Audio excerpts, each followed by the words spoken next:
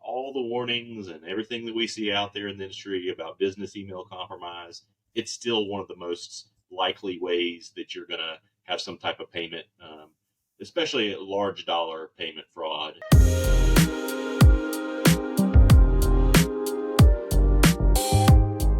All right, welcome to another episode of FI Today, the podcast where we talk about all things banks, credit unions, payments, and more. Kevin Miyamoto, co-founder, CEO of Identify, also known as Moto. Hello, Moto. And we have an awesome episode lined up for you all today. With me on the podcast is Scott Jones, current partner at Adams & Reese. He's a true payments expert, specifically around fraud. So really looking forward to have a really good conversation around payment fraud today. So Scott, welcome to the show. Yeah, glad to be here. Thanks for having me, Kevin. It's always great to be here and talk to people in the industry, and always good to see your face as well. Yeah, good to see your face as well. So, Scott, before we dive into payment fraud, which that's a huge topic, but before we jump in, give the listeners a backstory of Scott Jones, who you are, and how you got to where you are today.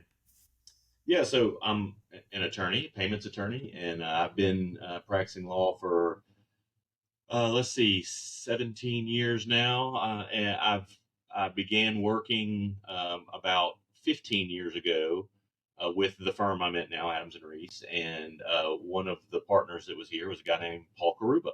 And Paul has, as we sit here today, is eclipsed 50 years in the payments industry, and I began helping him on various agreements and other issues. And then as fraud issues would come up, I would help him research those issues. And as he kind of transitioned throughout his career, and he spends more time doing the things that are fun, and I spend more time digging into the work part. But he's been a great mentor, great person to work with, and he still answers the phone every time I call today. So that's how I got into payments, though. Wow, great. Okay, and based in Mississippi. All right. And I've seen you all around the country at different conferences talking about fraud. So, you talk to hundreds of FIs, credit unions, community banks, regional banks throughout the year. And what are you seeing right now in terms of payment fraud? Yeah, I mean, the last few years have really been interesting. You've as you and I have talked about before, I mean, you see there's been a lot of push towards, faster payments, instant payments. There's been a lot of fear. I've seen in the industry about people being worried about that, and everybody's probably seen, different kind of consumer push payment fraud that gets published or written about in different articles. But to be honest with you, though, that is not where I'm seeing the largest amount of fraud. I mean, fraud has always been here, and it probably always will be, and it's why we need to, be ever vigilant in educating customers and talking to them about what they're doing here. But what we've seen a huge growth in probably the most mature payment area, which is check fraud. Yep. I've probably been more involved in check fraud issues in the past 2 years than I was the 5 years before that. So Wow. But then funds transfer fraud has been huge too. So ACH and wire, despite all the warnings and everything that we see out there in the industry about business email compromise, it's still one of the most likely ways that you're going to have some type of payment, especially large dollar payment fraud in the industry. I mean, I feel like I get at least one call a week where somebody says, we've got a 6-7 figure loss. What do we do? Yeah. And that's, for a lot of those corporates out there, that's, how can you survive that?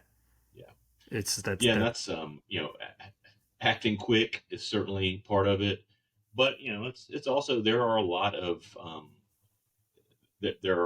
tools that are in place that financial institutions have that they can get to their customers. I think what I see a lot of times is, even a lot of financial institutions don't do a good job of effectively communicating what certain services do, how they benefit their customers, and why they might want them. I mean, one thing, on check fraud, I'll give you an example here. You've heard the phrase positive pay. It's a great check fraud prevention tool. But I would challenge you, go ask your mom or your grandmother what is positive pay, and they're going to look at you cross-eyed. They have no Oh, idea. So, for so, sure.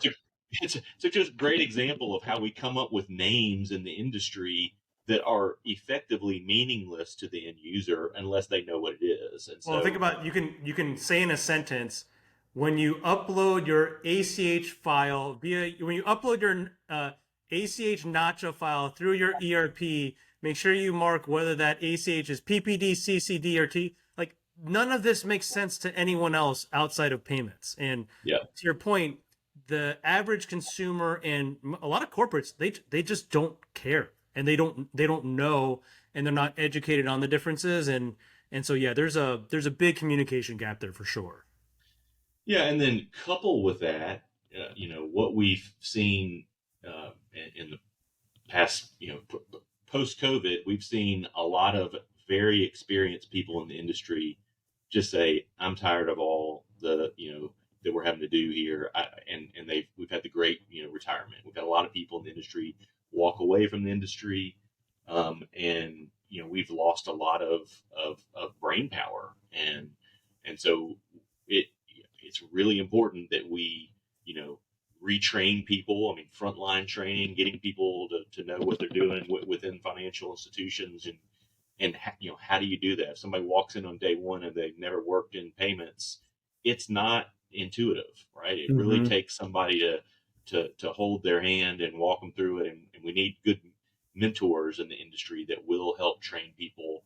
But we also live in a world that's all about efficiency and work, work, work, and we don't have enough people, and so it's hard to train people and mentor them when we focus so much on efficiency and just getting something done today. Yeah, but I think you just are spot on in the education and passing down knowledge. You think about you mentioned check fraud. The fraud rules and windows for check fraud versus card payments versus ACH versus wire, they're all different. But for a lot of folks, like if I were not in payments and let's say I sent you a payment, I would just think it's kind of, they're all probably pretty similar, right? When in fact they're just so different and the requirements for each FI who are initiating those payments or receiving those payments are just so different by channel. There's just so much that goes into it that the average, normal consumer doesn't see, but that FIs really need to be aware of. Yeah, I completely agree. And we in the industry don't do a good job about kind of speaking simply about issues and explaining them. And unfortunately, we have a lot of laws and guidelines and regulations that don't speak simply. And so I guess that's where it's a big passion of mine is how can we take complex, sometimes very technical information and communicate it in simple ways. And look, it's really important for how we communicate with customers. Financial institution customers. Our agreements need to be clear and concise. Disclosures need to be clear and concise, and then our internal training and external communication with clients needs to be. Our bank customers needs to be concise and clear as well. Oh, yeah, 100%. I mean, if you think about it, really your fraud as an FI is your customer's fraud, right? So if I as a corporate am sending my vendor a check, but really it's email business or wire, it's email business compromise, and I'm sending it to a criminal or another third party that I wasn't supposed to be sending it to, really that could have been avoided if me as that FI customer, that corporate client, if I had better training to know what I should do to verify whether that's really my vendor sending me an email. Do I have dual control in place? What are the procedures for sending a wire payment above X? If the FIs are more active in providing that best practice and guidance to those customers, then of course the number of fraud cases would drop dramatically. Now that said, that's a very hard thing to do. I understand that, but to your point, I think it really does start with education internally at the bank level, but then also to those commercial or to those customers out there. Yeah, and I think you know engaging with bank customers, financial institution customers is so important. Of talking to them about and a lot of times your customers don't want to talk to you, so it's how can we help them understand the importance of why we need to talk to them. How can we make what we're saying to them simple, clear, and concise, and then we don't take up so much of their time that they or want to avoid us every time we come calling asking them to do something. So I mean, doing things, and we live in the Twitter world now. We need to do everything shorter, faster, Boom, boom, quicker. boom. Right, and it's and I think that that's the way we need to think about training too. Is how can we think about 60-second, 3 minute, 5 minute maximum kind of education tools that can be pushed out. And that's another thing. I think the power of COVID that we had and all that pushing forward is that we got really comfortable. I mean, you and I are doing something right here on video that probably a few years ago we would have been really uncomfortable doing. And so Yeah, that's true. it's Yeah. made us all a lot more comfortable looking into cameras and talking to things. And we can use that with our customers as well as pushing things out to them and content in a way that you don't even have to get up from your desk. So it really is. There's a lot of benefit there. And look, we don't know where it's going to go. I mean, we could, I hate to even bring up the topic of AI, but I mean, that is something that I think is really going to be transformative in the industry too. I don't think it's ready for prime time. I think we're a ways away, but I think those are things that might, training might be a great opportunity there. But as they say all the time, even with that stuff, it's trust but verify. Don't rely on all generated content. You really have to be engaged and involved and fact check that stuff, because I've seen a lot of examples of that where it's not even accurate. Yeah, no, 100% on the accuracy. And then kind of going back to your comment about we're in the Twitter world, we want everything now, now, now. I'm guilty of that. I also want things now, now, now. I think about there's a stat that Gartner put out a couple years ago where it was over, I think it was like 52 or 53% of millennial buyers want a rep-free buying experience, meaning they don't want to talk to any sales rep in that buying process. I know it's a little bit different with fraud and engagement, but just in general, it's important for FIs to think about as they're engaging with their customers, especially the younger generations. They often don't want to talk to a human. They want to do a lot of self-service online, watch a lot of short videos, more chat function. So everything is changing to be more digital, and yeah, FIs really need to be ready for that. Yeah. Look, I've got teenage daughters, and it's fascinating to watch them. They will text, email, do anything else, everything they do on me. But I'll say, pick up the phone and call them and talk to them, and they do not want to do No, it. Dad, It's that's just not how it works right. anymore. It's just a whole nother mindset of, how can I do things where I don't? They just want it all to be kind of. It's more transactional rather than relational now, right? It's just Yeah. I want in, I want out, I want to check a box and get done, and um, you know, I still think there's room for relational aspects, and we need to look for opportunities to do that within the industry, um, but we are going to have to get very comfortable with kind of more hands off or voiceless transactions to get things done. Yeah, I guess you and I are old school, Scott. We both, that happens too. I'm like, just pick up the phone and call Yeah, them. that's What? right. That restaurant doesn't take an open table reservation. I'm like, just call them. Just takes Yeah, two that's seconds right. to call them. But I think you and I are the outliers. I think we're the weirdos. Most people want to just do it online themselves. They don't want to talk to anyone. Yeah, yeah. I So think that's right, and I don't know where that age is, but unfortunately, I think I'm over the age where it seems what? normal anymore. Yeah. Same. Well, same here. So kind of going back to payment fraud. Obviously, this is still a huge topic for FIs today. Education, we talked about, is one thing. What are some other low hanging fruit kind of tips that FIs can do that would put them in a better position to combat fraud if they wanted to work on that today? Yeah, I mean, one thing that going off the customer communication is being in regular communication with your customer. If you haven't talked to a customer in 2 or 3 years, maybe it's an opportunity to talk to them. You'd rather have that communication with them and be talking to them about things they can do to prevent fraud on their account before fraud happens. So it's a lot more of a difficult conversation after fraud happens, and then just And making I sure have a you're question on that real quick, just before we move on. So let's say that I'm an FI and you work at my customer, ABC customer, and I haven't talked to you for 2 weeks, but 2 years, but then I go back and I talk to you and I say, you know, Scott, looks like your account does not have positive pay, you should go ahead and implement it, and you say, no, I do not want it.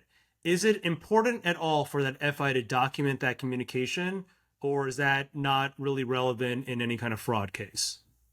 It's 100% important. Okay. And there has been dispute in the industry, and there's been some cases that have talked about this. But I mean, I am a firm believer that on things like positive pay, we need to give our customers a binary decision. Do you write checks? And if you do, I want you to, in writing, accept or reject positive pay. So here's what the services are. Say yes, you want it, or say no, you don't. And it's slightly more complicated. And I mean, there's some language we can put in our agreements.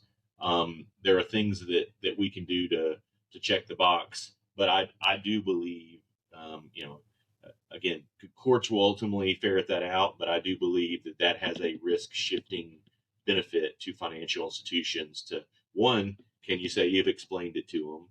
We need to explain the service, what it is, not some legalese document, but like, what is positive pay? What does it actually do? How does it benefit your customer? Give them the yes, no option, tell them how it works. And then if there's fees involved, we need to communicate what those fees are. And look, I've seen a wide variety there too of some people even giving the service away because they see more benefit. I've seen that too. Recently, a couple banks I've talked to will give it away for free because it's an added benefit for the bank ultimately too. So that's that's for each individual financial institution to decide. But that's certainly one thing, is making sure your documentation is in place that can protect you. The frequent communication. It's almost, I think we ought to have every, I always say it when I present around, but I almost think we need to treat our customers almost like we have oil changes in our car. Maybe it's not quarterly, but maybe it's annually or biannually. If we haven't talked, we should reach out to the customer, talk to that customer. If we notice that they have obvious services that would benefit them that they're not using, make the offer to the customer. And then also you're confirming things. I mean, who has authority to act on behalf of customers? Thinking through your resolutions. Is this information still accurate? Those are all things that ultimately benefit financial institutions and help them to ensure that what they are doing and the directions they are receiving from their customer are consistent with what that customer wants. And that has benefits for the customer too, right? It's not just this isn't just about how do we protect banks. It's about how do we ensure that we're doing everything we can on both sides of the house to prevent fraud, because preventing fraud is preventing customer, dollars from going out the money unwanted. Yeah, absolutely. And I think that one of the other big things is if you're a bank or a credit union, you need to arm your team with the tools to be able to effectively do that. So if you have just let's say you don't have a CRM, everything's done on Excel, you just have a Word doc that explains the benefits of positive pay in this example, how do you track it? How do you know if the customer looked at it? Is there any kind of signed agreement or acknowledgement that they did not move forward with it? You can't expect them to do everything. You need to have the tools in place to make it easy, especially for those client-facing reps, to document and track all of those things. Yep. So I know a lot of the bigger banks are thinking about that, especially in terms of speeding up sales delivery. That's one of them in terms of document collection, retention, storage, all of those things you get up front. That's really important. What I'm seeing at the community bank and credit union level is that because they don't have the technology oftentimes of the larger banks, a lot of that process and documentation is lacking. And so that's why I brought up the question, because if in your legal opinion it is a stronger case if you can show that you did in fact try to share with the customer best practices and the customer declined, then that's something that I think a lot of those credit unions and community banks should probably seriously look at. Yeah, and I think, using the positive pay example, if you have a customer that for 4 years in a row has rejected positive pay, and you have some kind of writing, maybe you've even pushed out some type of education about what positive pay is and why its benefit is out there, and you can track that, and then they have fraud in their account, and the fraudulent check would have been caught as an exception item by positive pay, I think you got a pretty good argument that, customer, you're responsible for this because we have offered it to you every year for 4 years and you've said no. And we need to have language that matches what we're trying to do here. But to say, look, you get your customers to agree. I understand and acknowledge by rejecting positive pay, it increases the likelihood of fraud in my account. I mean, that's true. It absolutely is true. And if customers don't like signing that, then enroll in it, do it. We would love for you to use it. And then if you have a customer that really gets, says, I'm not signing anything or agreeing to anything, well, then I think we also need to get comfortable with, are we as financial institutions comfortable banking people that are completely flippant about fraud and unwilling to engage in the process of protecting themselves? Yep. Yeah. Because at that point, it's risk reward. How much revenue is it bringing to the financial institution versus how much are you liable for? I mean, there's a big cost benefit ratio analysis they need to perform. So I cut you off though. That was a long that was a long response for the positive pay issue in that. So I know education was one. Being in regular communication with your FI is another. Did you have any other kind of tips or advice that you could give? Documentation. I mean, having a regular process to review your documentation and being aware of what's going on in the industry and how you might want to tweak and modify that. And then the last, which this is a part of documentation, but authority, ensuring that who you are dealing with and the people doing things for your customer are actually authorized to do it. I think that from a legal perspective, that's what I see as one of the most overlooked things in the industry. We have our paperwork and we do it, but we don't really spend a lot of time talking about authorization. And we talk about a lot in terms of like authentication for getting people to make payments and do things, but how do we ensure that the person that is authenticated is authorized on behalf of a business? Yeah, that's a little trickier, but those are the things that I guess keep me awake and keep me motivated. And what I see frequently is major areas of improvement in a lot of our institutions. Yeah, no, this was great stuff, Scott. Thank you so much for joining the podcast. And if listeners out there want to get in touch with you, what's the best way for them to do that? Well, you can email me, scott.jones@arlaw.com. Be probably an easy way. And then that you can find me on our website as well, adamsonreese.com. Thank you. Okay, awesome. Scott, thank you so much for joining us. Again, really appreciate it. And for those listening at home, we'll see you on the next one.